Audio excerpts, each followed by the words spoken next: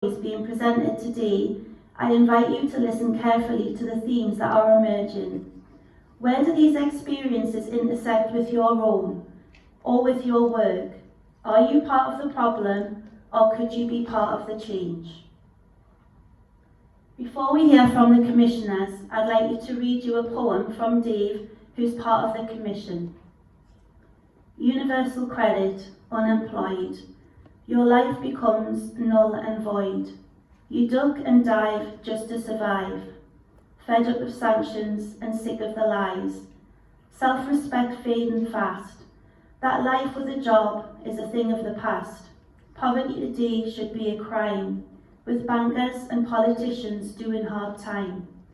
Cold, poor and hungry, all by myself, with an old broken fridge and no food on the shelf.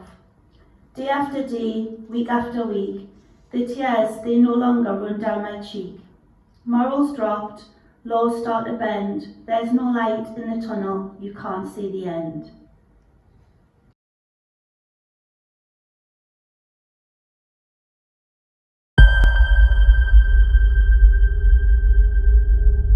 I am fragile, I am heavy, I feel rough. I am worn out, I am stale, I smell rank. I am processed, I am trapped, I feel tired. I am a vulture, I am a dripping tap, I taste bland. I am cold, I am sleepless, I feel old. I am poverty.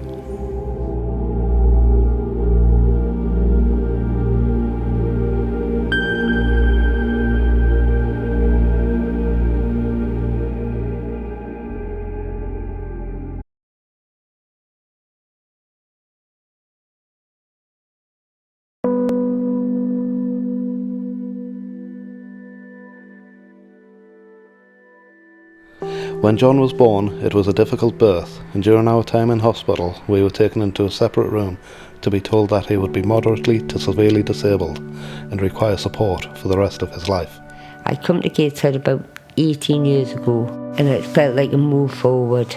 Unfortunately, my partner at the time didn't pay the mortgage like he said he would, and in the end, I lost my family home. I tried to go back to work, but I had to reduce my hours. This left us struggling financially as well as emotionally. One of my daughters had mental health problems. She had a daughter taken off her by social services. Social services told me if I didn't take her, she'd end up in a home. I took her in. I continued to work for a while, but it was getting harder and harder trying to balance my home life with my work life.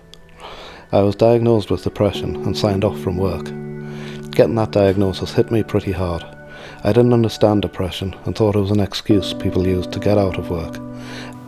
About this time, my other daughters were suffering from domestic violence and ran away to Swansea.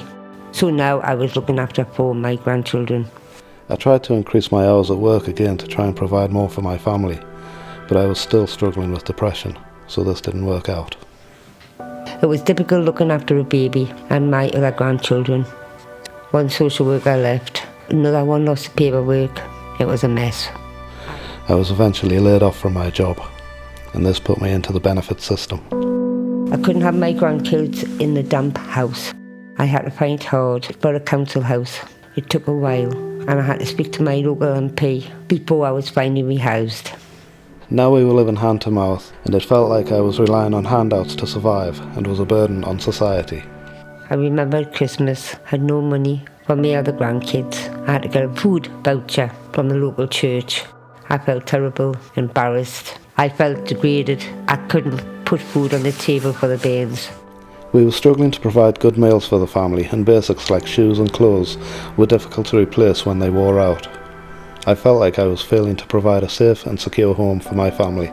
If I'd been a foster carer, I'd been paid enough money to live on. As the grandmother, I got nothing. Poverty and depression are a downward spiral that's very difficult to pull yourself out of. When you're depressed, it's difficult to make the phone calls and fill in the forms you need to survive on benefits or get a job. Lucky for me, my local church is very supportive. and help with my transport expenses, food vouchers and toys for the kids. They even did my shopping when I was in hospital. Things that could have helped would have been better information sharing between departments so that we didn't have to be re-traumatised by repeatedly telling the same story to everyone we see. I think social services, they need to listen to parents more, especially help grandparents who need to look after their grandkids. We had social workers involved, but we seemed to have a new one every few months, and despite them trying to help us, the system wouldn't allow them to. They managed to get us 2 nights a month respite, but this wasn't enough, and now we pay for additional nights ourselves.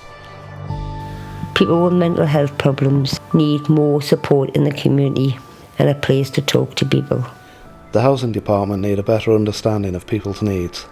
They offered us a house with stairs to the front door, which is no good for someone who uses a wheelchair.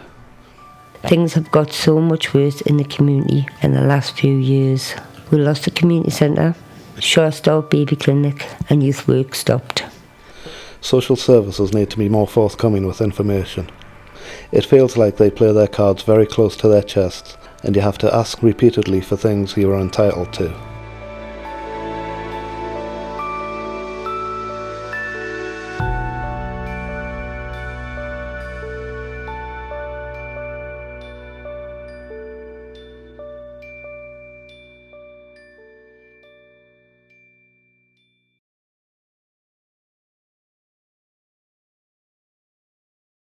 I joined Gateshead PTC because I hope that others will not have to endure the treatment as I did. I would like to work with others to build a system that is flexible, smart and person-centred and isn't the main contributor to UK poverty. It needs to stabilise and guide the unwell and the unemployed, not to be weaponised against them. Thank you for listening.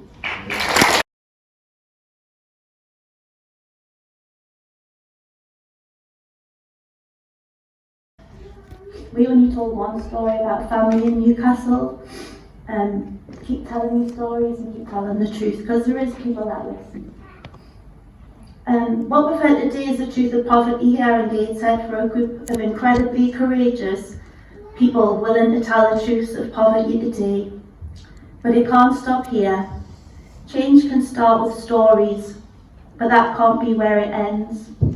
These people aren't just their stories.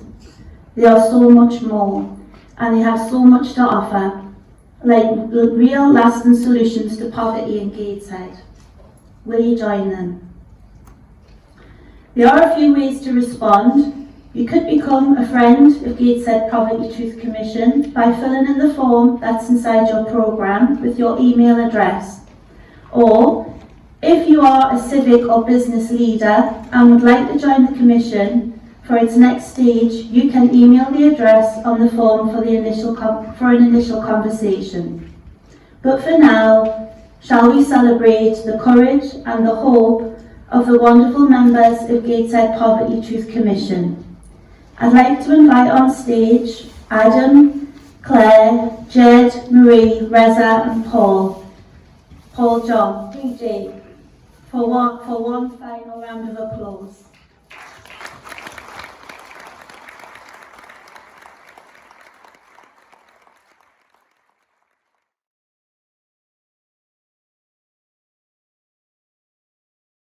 I've been really moved today to hear the stories of the people who are living through difficult times.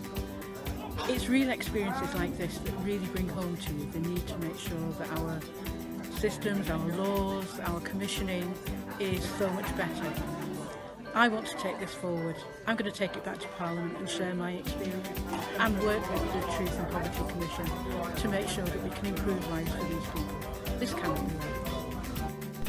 We came from Lancashire and Morecambe today to show our support, and it was a really moving presentation. The launch has gone really well, and there's a real feeling of cohesion within the group. It was really a good thing to be part of. Thank you. Lucy, it was amazing. The presentations were so powerful and the information was so brutal.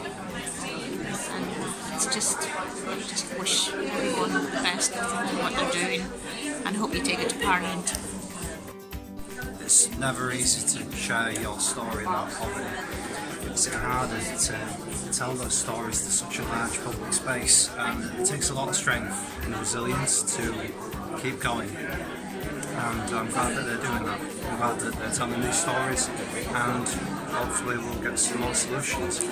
It's been a wonderful experience listening to all the people who have contributed and telling us about their moving stories. In fact, at one point I was very, very moved to tears from listening to all of the difficulties they've experienced in trying to survive under the present system. I believe that Gateshead Council can effect change, and I hope that on behalf of Gateshead Council I can give assurances to Gateshead Poverty Truth Commission that we will strive to make things better for the people who are suffering under this present regime in Gateshead. It cannot be allowed to carry on, and we do not want people to be put in this position ever again.